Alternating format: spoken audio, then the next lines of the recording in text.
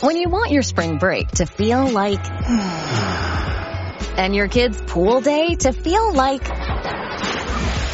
and your hotel bed to feel like... ooh, and room service to feel like...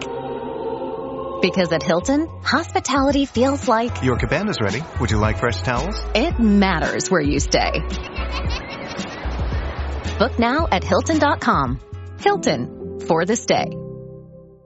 What up, and welcome back to Interview Style. We're going to talk about whatever we want today. Movie star interactions in the wild. Iris, we both live in California, have lived for most of our lives. Have you ever come across someone in the wild? Yeah, plenty.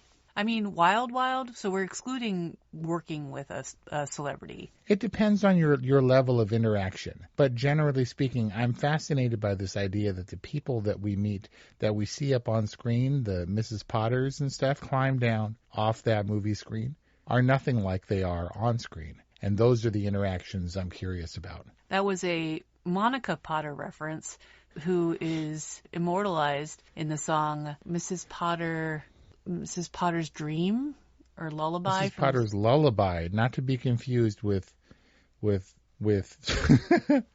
whose Cadillac Dream was it? Mr. Robinson's or Mrs. Robinson's? St. Robinson. St. Robinson's. Not to be confused with St. Robinson's Cadillac Dream. Yeah, Mrs. Potter's Lullaby. Is it Miss Potter? Anyway. Mrs. That's weird. It's got the right number of syllables. Oh, Miss right, Potter is more awkward. But I don't think she was married. And Adam Duritz notes that he probably doesn't know her and that she's probably not what she seems. Were the people that you've met? So I know what you're kind of going for, or I think I am. So maybe movie screening, like, Q&As or whatever, or even a brief handshake. You did talk to Peter Jackson at one thing or whatever, but I will allow for things like the Grand Banana Room. Or how about I can go back to early PAing days when I was a production assistant for some films. I've got some good PA stories. All right, so let me tell you mine because they are very, very limited. Okay. Number one, I met Richard Dreyfuss at Bravo Italian Kitchen, Indianapolis, right around 1999, I want to say, maybe 2000. Wow, Richard Dreyfuss. Isn't he supposed to be kind of a dick, though?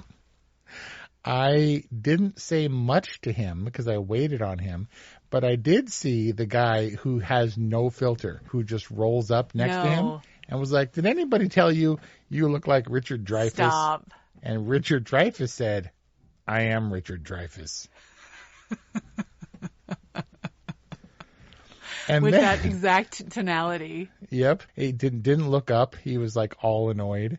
The other one, very limited. I'm sure there are more, but was when I was waiting tables at the Cheesecake Factory in Redondo Beach, and Roseanne Barr came in. At the time, she might have been Roseanne Arnold or something, or just Roseanne, but her credit card said Roseanne Barr.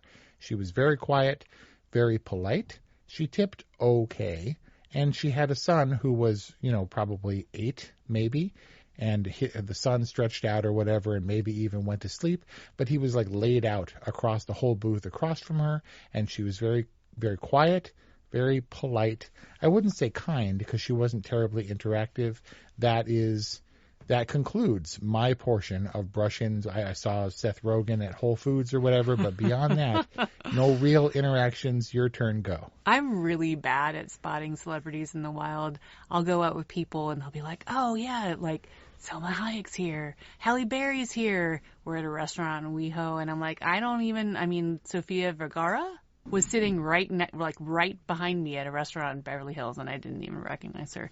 Wait, weren't you with me? Were you with me at Bazaar with Stevie Wonder and Angelica Houston? No way. I don't remember that. No, it's just little, like we saw John Cho at the Kettle, but no real serious interactions. But I'll go back to like PA days, not actors that I work with as a producer.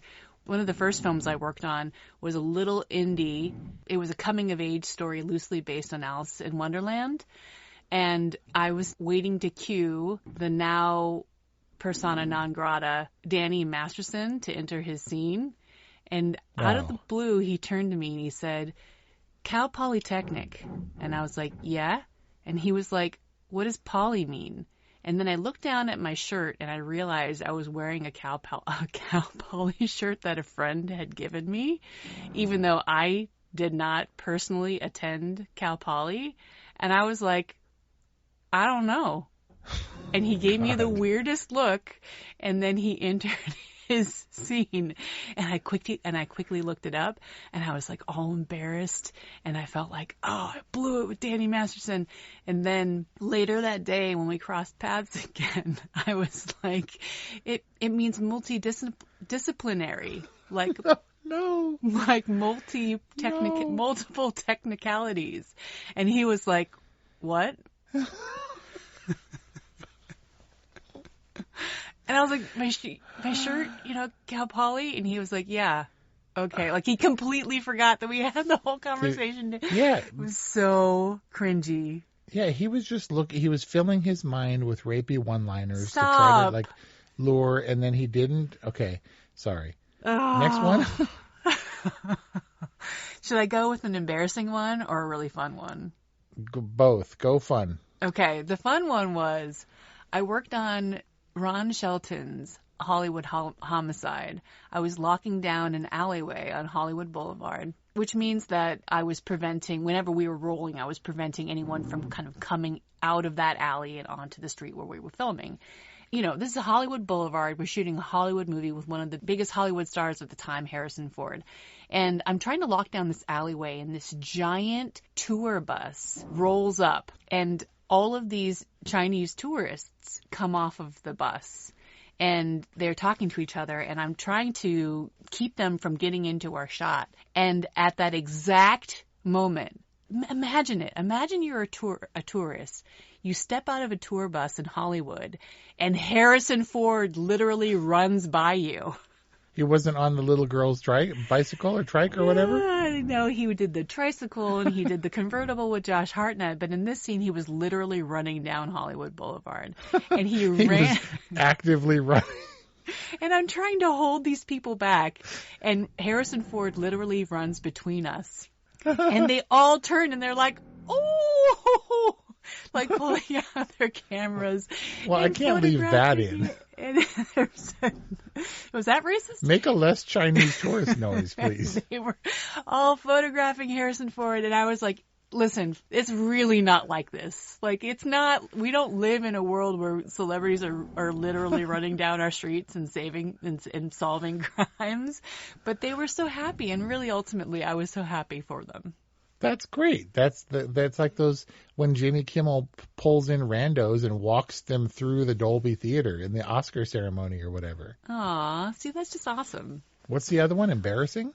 I'll close with another embarrassing celebrity encounter. And I was PAing on the film Legally Blonde, and similarly waiting to cue an actor. This time it was Luke Wilson. And I was like, it's Luke Wilson. I have to say something, like at least that I'm a fan, or, how excited I am to be working on this film with him.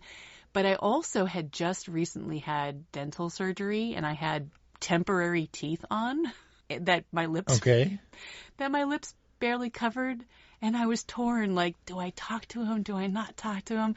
And I decided to talk to him, but I was so embarrassed of my teeth that I kind of talked to him like this, like with my mouth partially closed to cover my embarrassingly large teeth. And I could tell that he was so mortified and like literally went to like a different first position after that shot, probably because he didn't want to talk to me.